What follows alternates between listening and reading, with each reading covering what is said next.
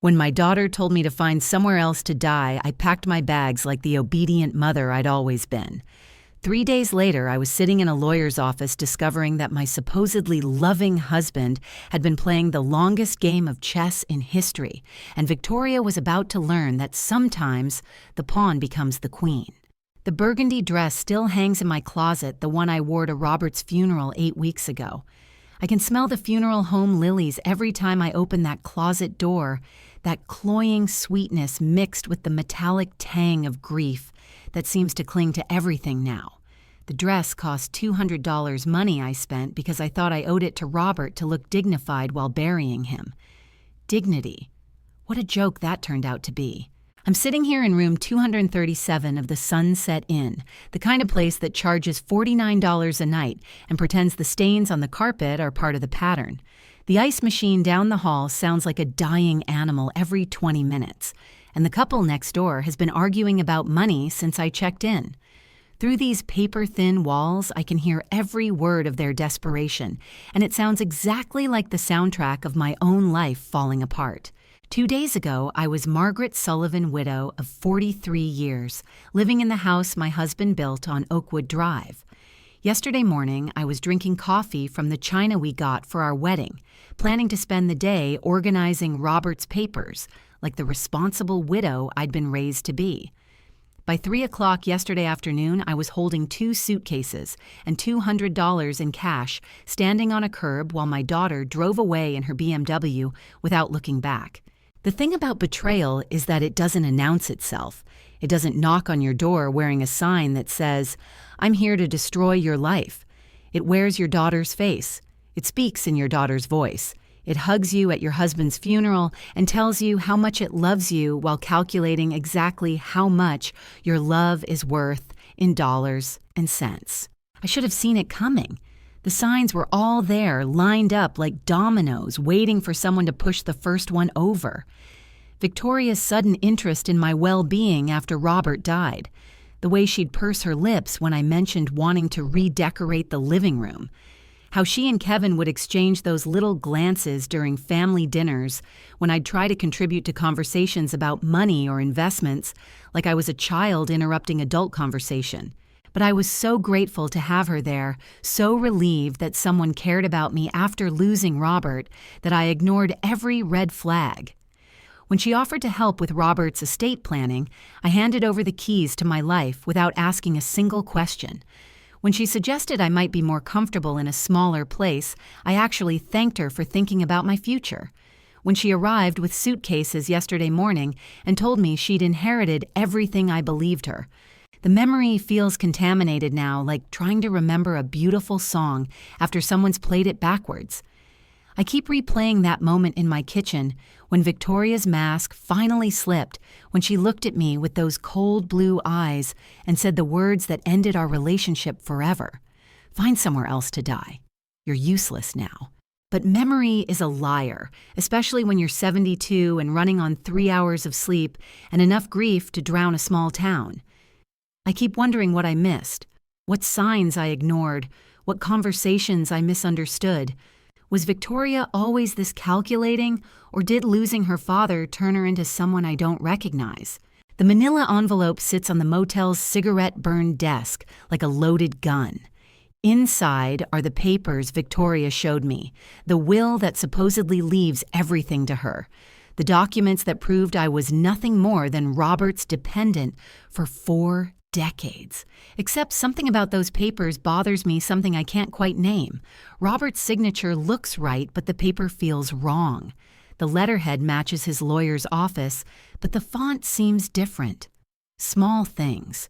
Probably nothing. Probably everything. I found Harrison Fitzgerald's business card in Robert's desk drawer tucked inside his address book next to my doctor's information and Victoria's school emergency contacts. Funny how some things never change. Even at 71, Robert still kept his important papers organized like a man who expected to live forever. The card is worn softened by years of handling, and there's a phone number written in Robert's careful handwriting on the back. My hands shake as I dial the number, and I can't tell if it's from the motel's overactive air conditioning or something deeper, something that's been growing in my chest since Victoria drove away. fear, maybe, or hope. At my age, they feel remarkably similar. The phone rings twice before a familiar voice answers. Fitzgerald and Associates. This is Margaret Sullivan. I need to speak with Mr. Fitzgerald about my husband's will. There's a pause, the kind that lasts long enough to change the temperature of a room. Mrs. Sullivan, I've been trying to reach you for weeks. Victoria said you were traveling, that you were too upset to handle estate matters right now. The air conditioning unit under the window chooses that moment to rattle to life, filling the silence with mechanical grinding. But underneath that sound, I hear something else. Confusion in Harrison Fitzgerald's voice, the kind of confusion that comes from discovering the story you've been told doesn't match the facts you know. Mr. Fitzgerald, I need to ask you something, and I need you to be completely honest with me. What exactly did Robert's will say about my inheritance? Another pause, longer this time. When he speaks again, his voice carries the careful precision of a man who's just realized he's walking through a minefield. Mrs. Sullivan, perhaps you should come to my office. Today, if possible. There are some things we need to discuss in person.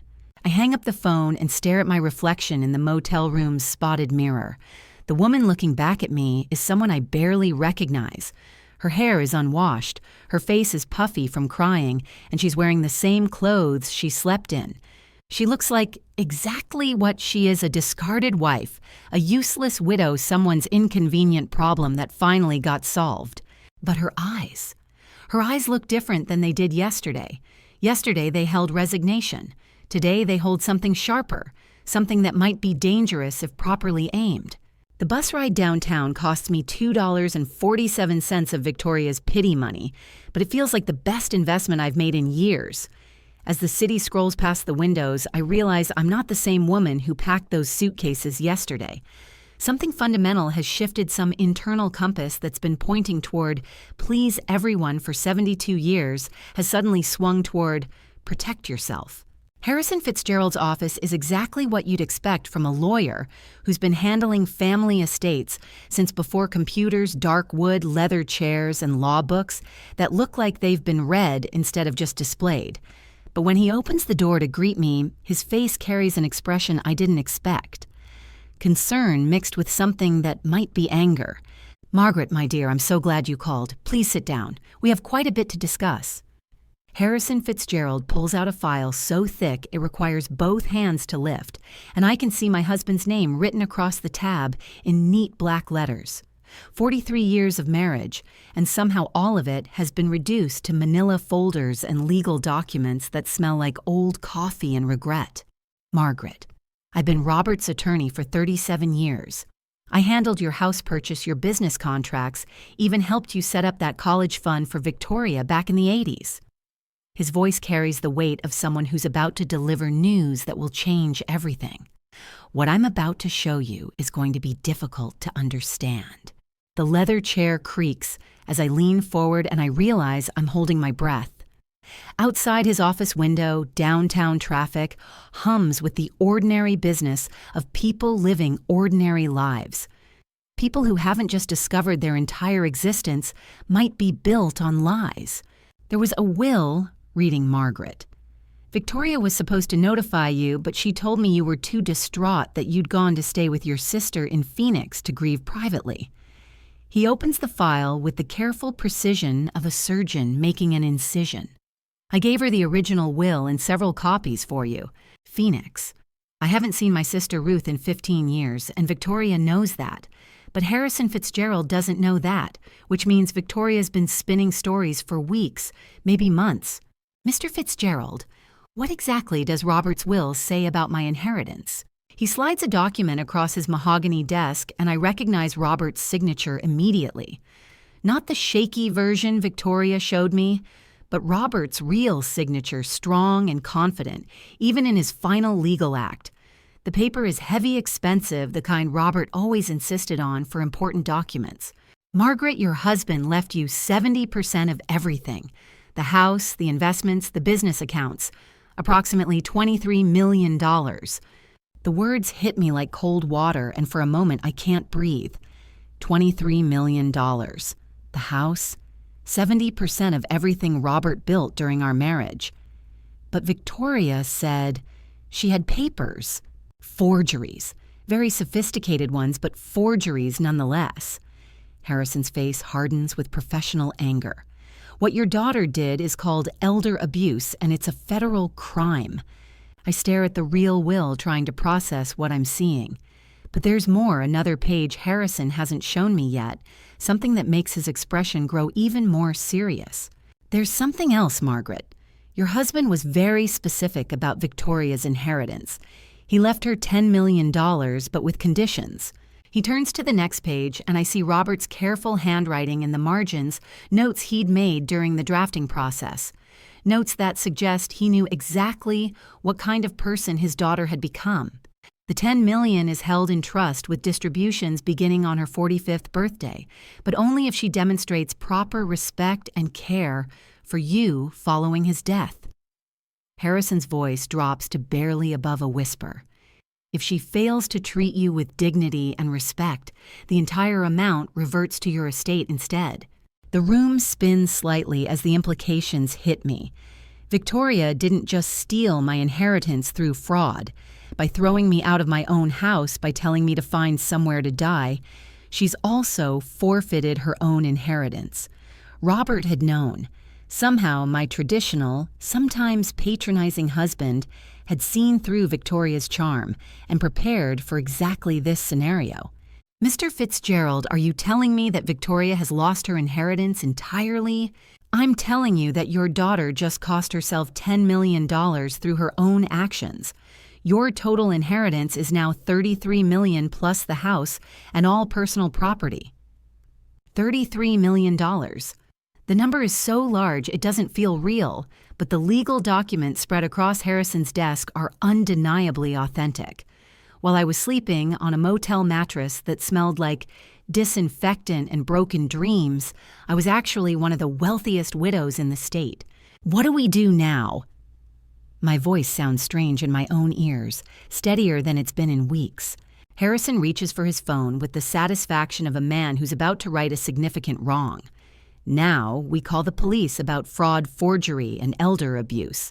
And then we call Victoria and inform her that her world is about to change dramatically.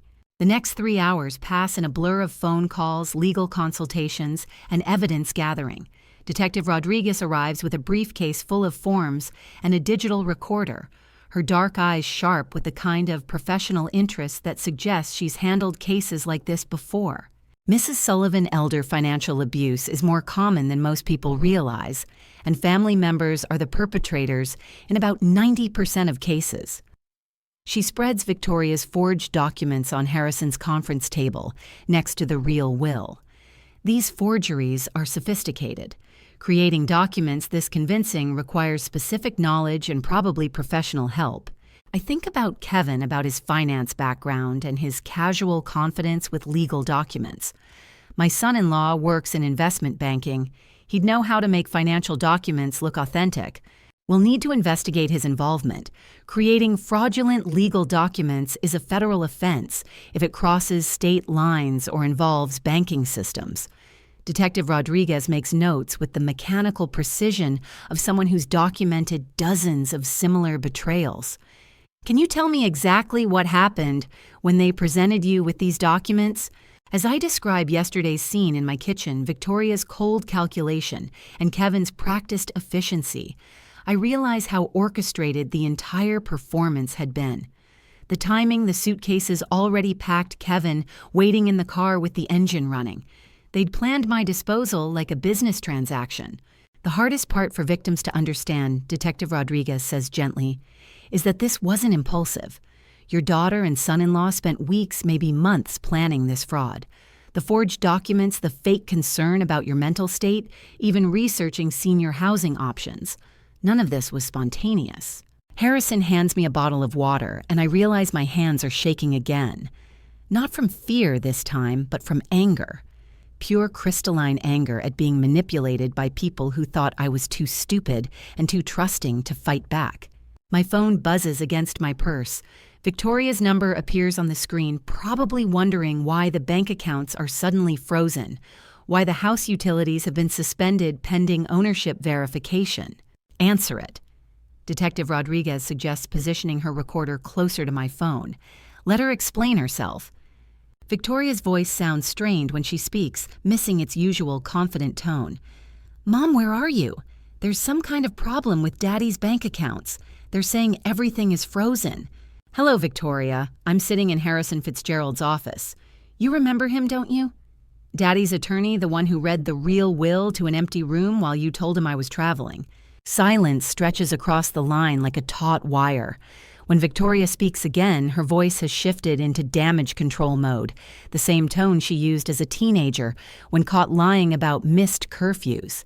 Mom, I don't know what you think you've discovered, but you're confused. The grief has been overwhelming, and someone is obviously taking advantage of your emotional state. The audacity is breathtaking. Even confronted with evidence of her crimes, Victoria is trying to gaslight me into believing I'm mentally incompetent. Victoria, sweetheart, let me clarify something for you. Not only did you never inherit anything but your actual inheritance, the $10 million Daddy left you is now mine as well, thanks to a clause about treating me with dignity and respect. That's impossible. Her voice cracks slightly, the first real emotion she's shown since this began. Detective Rodriguez is sitting right here if you'd like to discuss the impossibility of fraud charges with her. The phone goes quiet except for the sound of Victoria's breathing, rapid and shallow, like someone running from something they can't escape. Mom, please, can we meet somewhere and talk about this reasonably? I'm sure we can work something out. Detective Rodriguez nods encouragingly, and I understand she wants me to arrange a meeting where they can observe Victoria's behavior, gather more evidence. Oh, we'll definitely be meeting soon, sweetheart, at the courthouse when you're arraigned. You wouldn't dare press charges against your own daughter. Something cold and final settles in my chest, a certainty I've never felt before in my relationship with Victoria. Watch me. I hang up and look around Harrison's office at the legal documents, the detective's recording equipment, the evidence of my daughter's betrayal spread across mahogany furniture older than she is. 6 hours ago, I was a victim. Now I'm something else entirely. What happens next? I asked Detective Rodriguez. Next, we execute search warrants for their home and Kevin's office. We'll find the evidence trail that connects him to the document forgeries, and we'll build a case that ensures this never happens again. Harrison gathers the legal documents with the satisfaction of a man who's spent 37 years learning to appreciate justice. Margaret, I'll need a few days to unfreeze your accounts and restore your legal access to everything Robert left you. In the meantime, would you like to go home? Home. My house with my furniture and my memories and my life inside it. The place Victoria thought she could steal because she underestimated the woman who raised her. Yes, Mr. Fitzgerald, I think it's time I went home. The key still fits in my front door, though Victoria had already started changing things. New welcome mat, different porch light, small markers of ownership that she'd been so confident would never be challenged.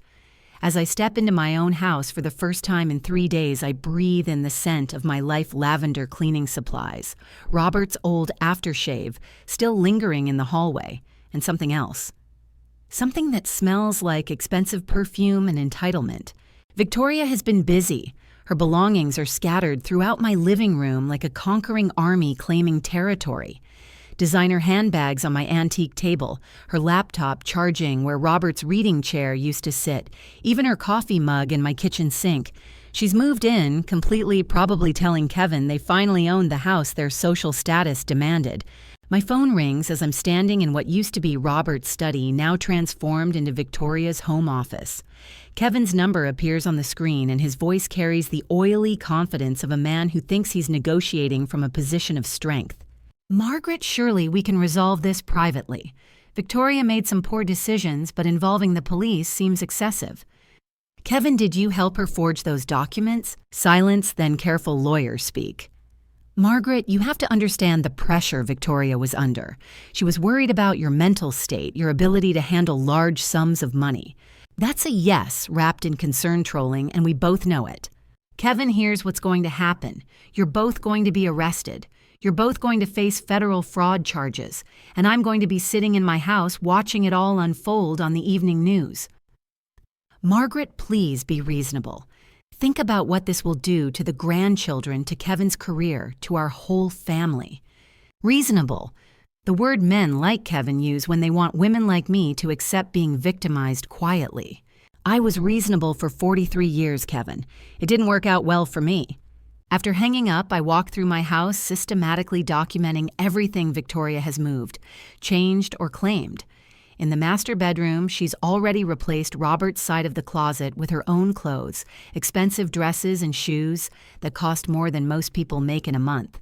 She's even moved her jewelry into my jewelry box, mixing her diamonds with my modest wedding set, like she belonged there.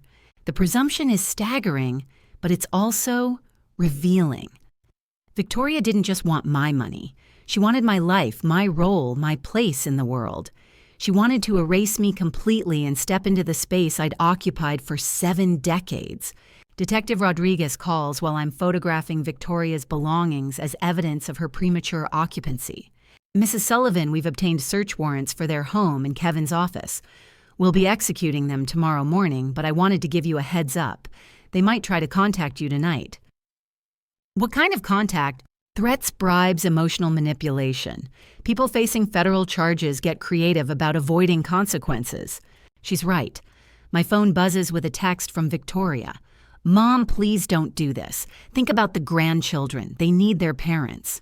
I type back, they deserve parents who don't commit felonies. 20 minutes later, Kevin's mother calls. Ella Hayes, 73 years old and radiating the kind of entitlement that comes from 3 generations of inherited wealth. Margaret dear, surely we can discuss this situation like civilized adults.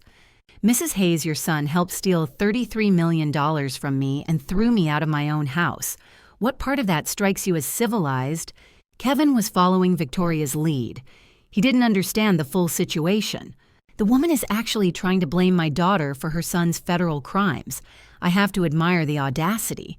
Mrs. Hayes' Kevin created forged legal documents. That's not following anyone's lead. That's conspiracy to commit fraud. Her voice takes on the tone of someone accustomed to buying her way out of problems.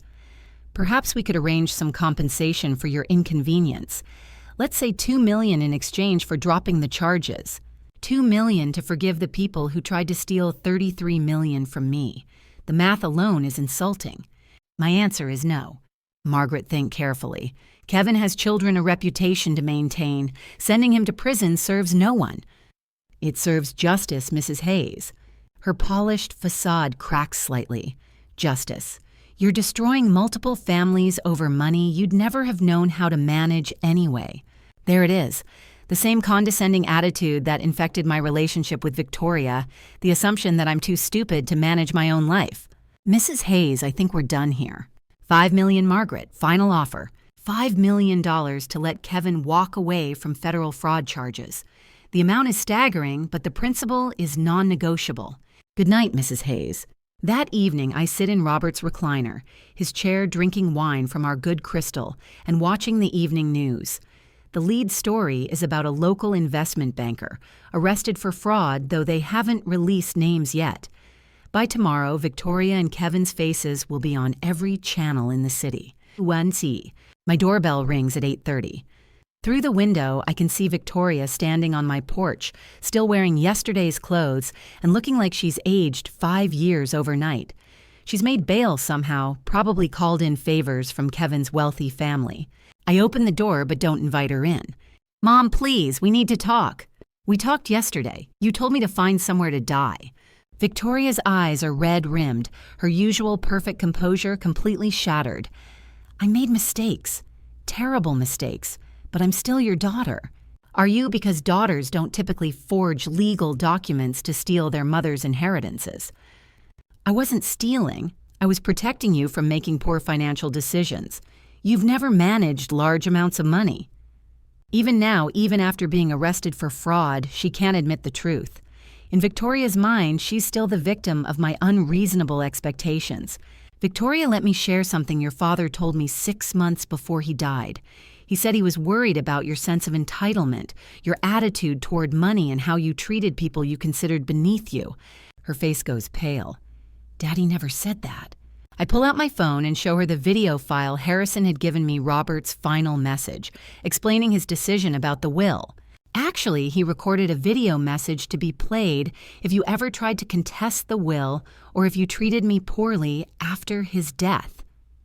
Victoria stares at the phone like it's a poisonous snake. Play it. I touch the screen and Robert's voice fills the evening air, clear and measured and absolutely devastating. If you're hearing this, Victoria, it means my fears about your character were justified. I hoped I was wrong.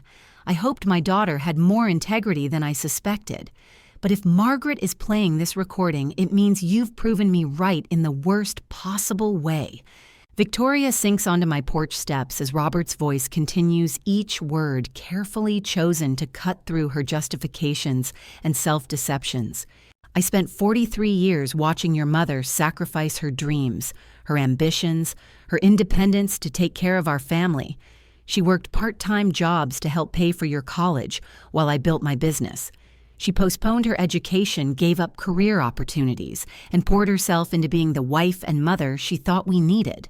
The recording continues for 3 more minutes, Robert's final assessment of his daughter's character and his decision to protect me from her greed. By the time you hear this, you'll have discovered that treating your mother poorly has cost you everything. I hope it was worth it. When it ends, Victoria is crying. Not the pretty tears she'd used to manipulate people since childhood, but ugly, broken sobs. "He hated me," she whispers. "No, Victoria. He loved you enough to hope you'd prove him wrong. You chose to prove him right instead." She looks up at me, mascara streaking her cheeks like war paint. "What happens now? Now you face the consequences of your choices.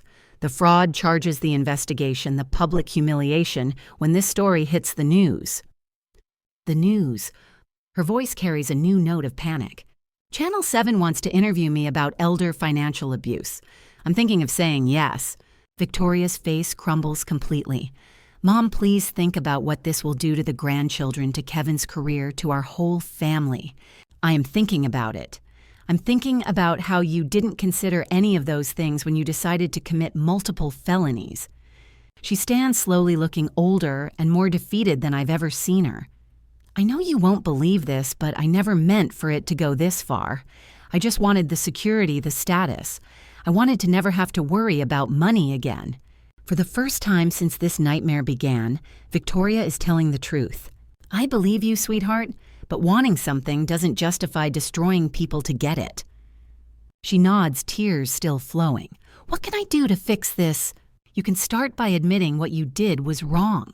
Not misguided, not protective, not complicated. Wrong. It was wrong. It was completely unforgivably wrong.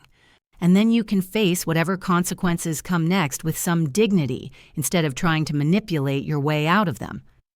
Victoria looks at me for a long moment, seeing, perhaps for the first time, not the pushover mother she'd always known, but the woman who just outmaneuvered her completely.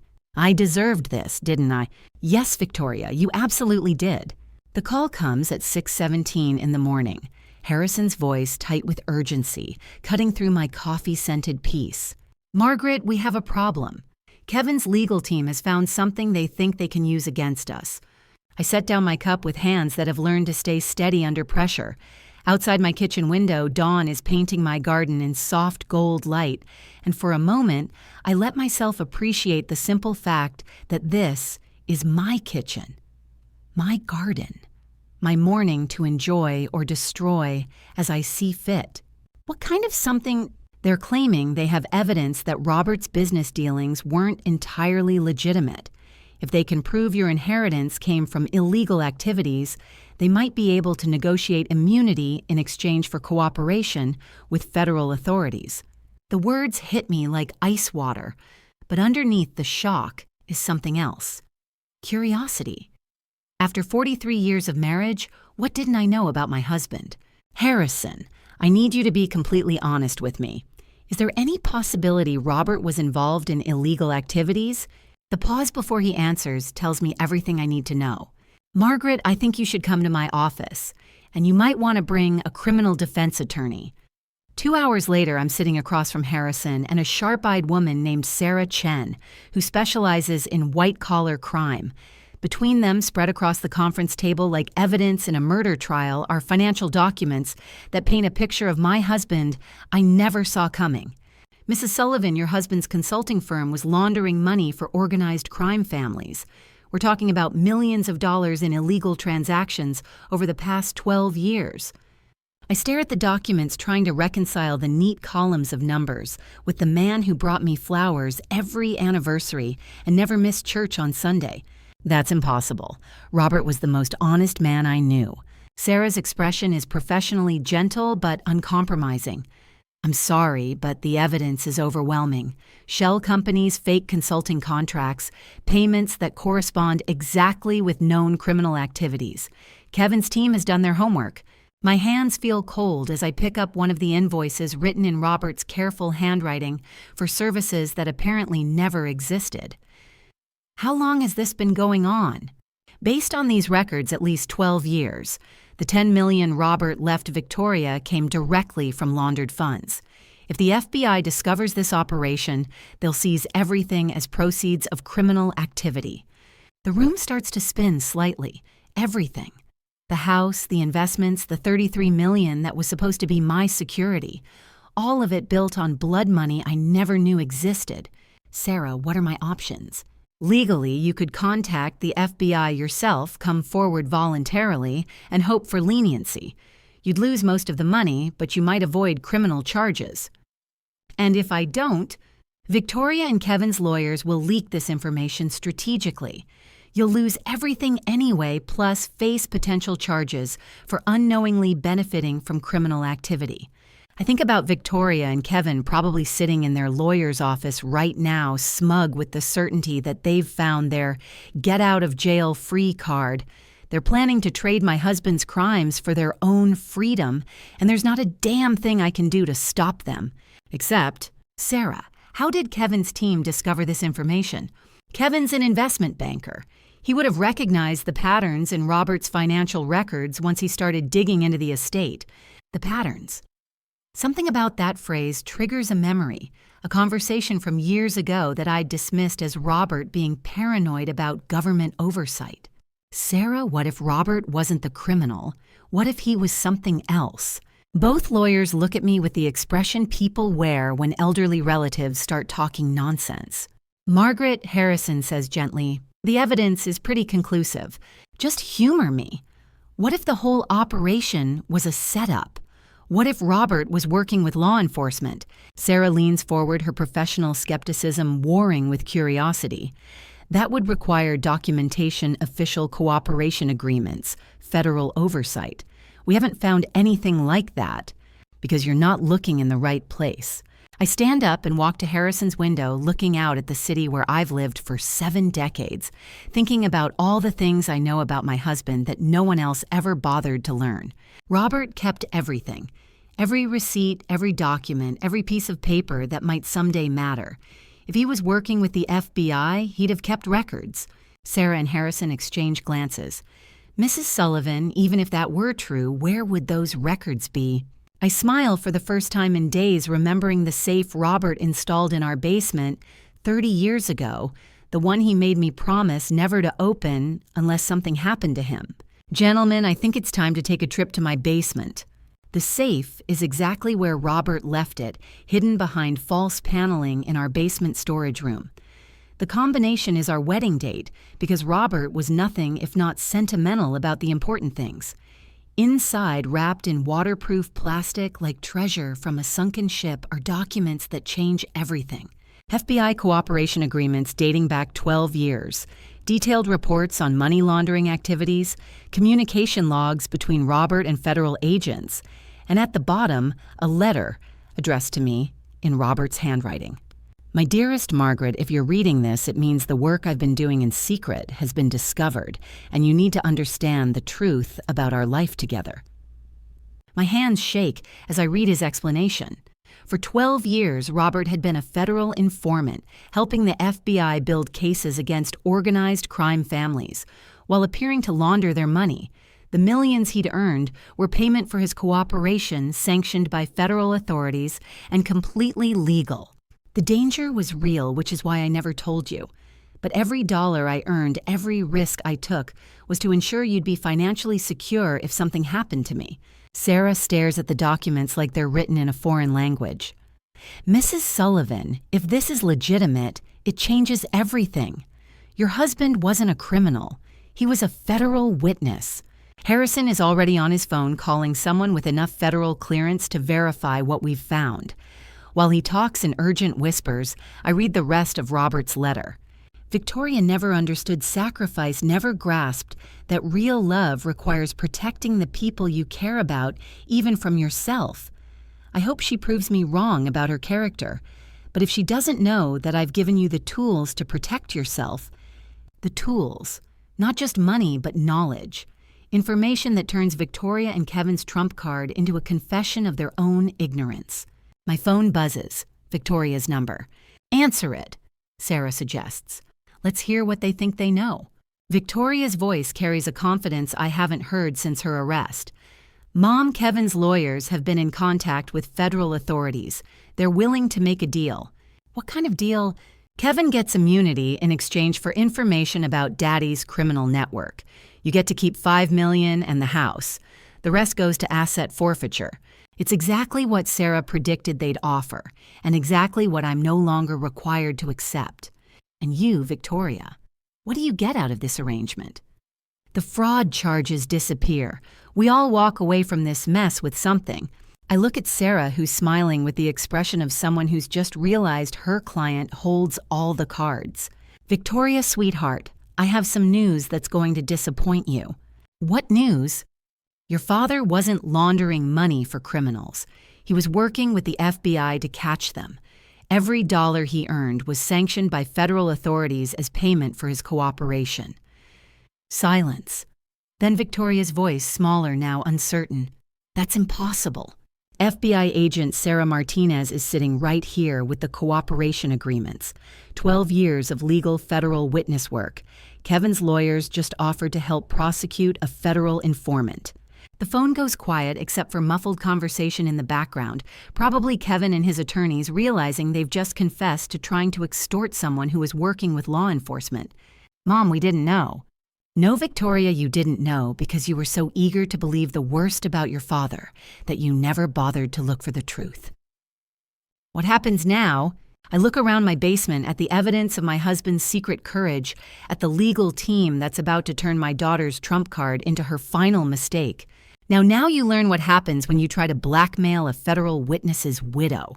6 months later, I'm standing in my kitchen making coffee for one watching the morning news report on the final sentencing in what they're calling the Sullivan estate fraud case. Victoria received 18 months in federal prison. Kevin got 2 years plus restitution. Their appeals were denied yesterday. The reporter, a young woman with earnest eyes and perfect teeth, concludes her segment with the phrase that's become attached to my story. Margaret Sullivan's transformation from victim to victor demonstrates that justice delayed is not always justice denied. Transformation. The word suggests I became someone different, but sitting here in my renovated kitchen wearing clothes I chose for myself, I think the truth is simpler. I became who I always was underneath 4 decades of being who everyone else needed me to be. My phone rings, Harrison's number. Margaret, I have news about the final asset recovery. The FBI has concluded their investigation and they're releasing an additional $12 million from criminal forfeitures connected to Robert's undercover work. $12 million more, as if $33 million wasn't enough to fund several lifetimes of independence. Harrison, I've been thinking about what to do with Robert's legacy. Oh, I want to establish a foundation, the Robert Sullivan Foundation for Elder Protection, legal aid for seniors facing family financial abuse, lobbying for stronger protection laws, maybe even a documentary series about warning signs. Margaret, that's a wonderful way to honor both Robert's memory and your own experience.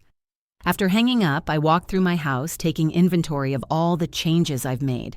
The art studio, where Robert's study used to be filled with paintings, I'm creating for the first time since college.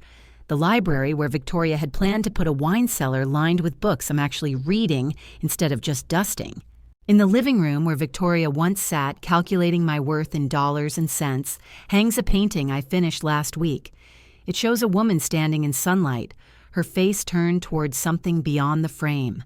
The woman looks confident, unafraid, complete. She looks like someone who learned that the best revenge isn't getting even. It's becoming everything your enemies never thought you could be. The doorbell rings. Through the window, I can see a young woman holding a microphone, a camera operator behind her.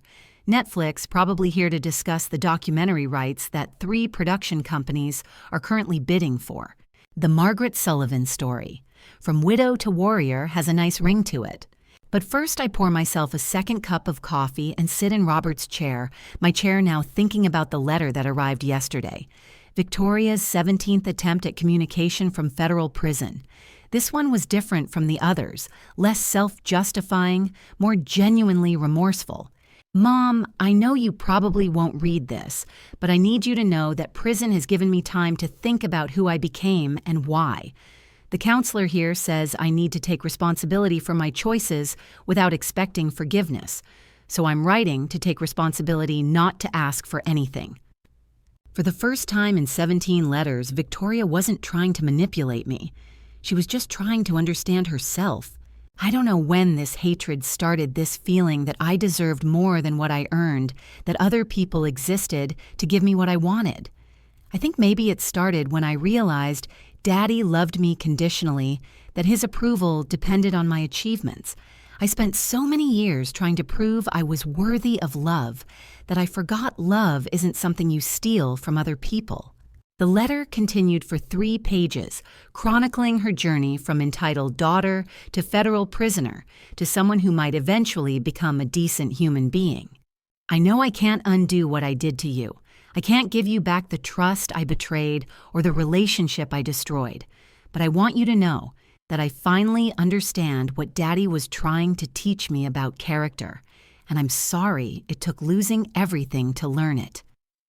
I fold the letter carefully and place it in the box where I keep all of Victoria's prison correspondence. Someday, maybe years from now, when she's served her sentence and proven she's capable of genuine change, we might have a conversation about rebuilding something from the ashes of our relationship. But not today. Today I have a documentary interview to give a foundation to build and a life to live on my own terms. The doorbell rings again, more insistent now. Time to tell my story to the world to help other women recognize the warning signs of family financial abuse before it's too late. I check my reflection in the hallway mirror. The woman looking back at me has silver hair I wear in a style I chose, clothes that fit my body instead of other people's expectations, and eyes that hold the hard-won wisdom of someone who learned to save herself. She looks like someone worth knowing, someone worth respecting, someone who cannot be moved. I open the door to whatever comes next, confident that I can handle it. Because the woman who once packed her life into 2 suitcases and slept in a $49 motel room is gone forever, replaced by someone far more dangerous. Someone who knows exactly what she's worth. Thanks for listening. Don't forget to subscribe and feel free to share your story in the comments. Your voice matters, and so do you.